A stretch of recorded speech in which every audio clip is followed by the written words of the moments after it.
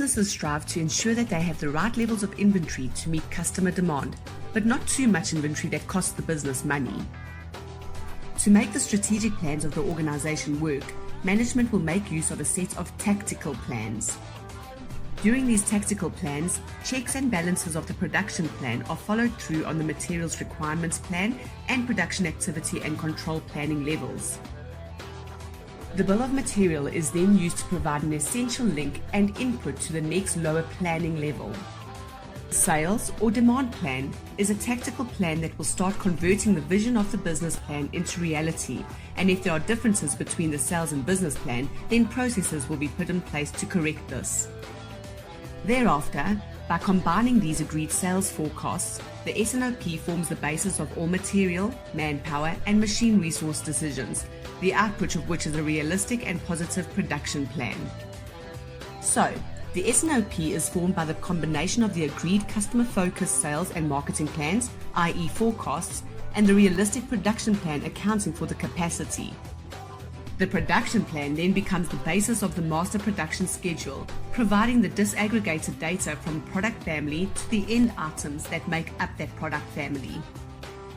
All of this can be summed up in the term MRP2. This acronym is used to identify the processes involved in both material requirements planning and capacity requirements planning. In other words, the entire planning process. So let's look at the S&OP, which is an executive decision-making process that balances demand and supply over the medium to long term, 2 months to 36 months. The sales and operations planning can then be defined as a business process which tries to ensure that the demand plans, based on the sales forecast and/or current and future customer orders, are synchronized with its supply plans, meaning production and procurement plans, are based on established management policies, and can achieve the company's business objectives, which is really not an easy task.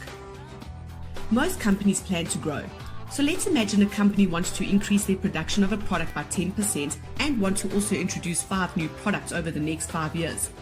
This is where the sales and operation plan comes in. S&OP is an alignment process that gets all the different functions of an organization to pull in the same direction.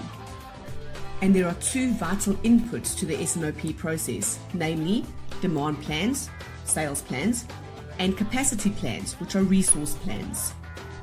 And your outputs will be the production plan, which will provide a plan expressed at aggregate or product family level of what volume needs to be produced. So then, what are these product families or groups?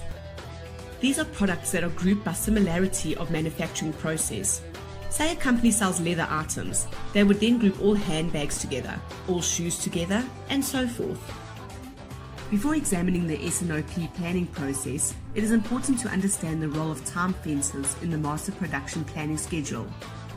Remember, we get frozen zone, the demand time fence, slushy zone, the planning time fence, and liquid zone, the planning horizon. And we take into account the cumulative lead time, which compromises of purchasing lead time and manufacturing lead time, and all the processes within those areas. There are essentially 5 core steps to the S&OP process, which you can see in detail in your practitioner's guide. Simply put, it is Step 1, review product. Step 2, review the demand of the product. Step 3, review the supply. Step 4, create the pre-S&OP. And lastly, Step 5, sign off the executive S&OP. And it is important to have regular S&OP meetings with specific agendas and outcomes. And of course, another important point is to ensure the S&OP is synchronized. The outcome of the S&OP planning process sets the high-level plan for effectively using the company's resources, but does not actually schedule production.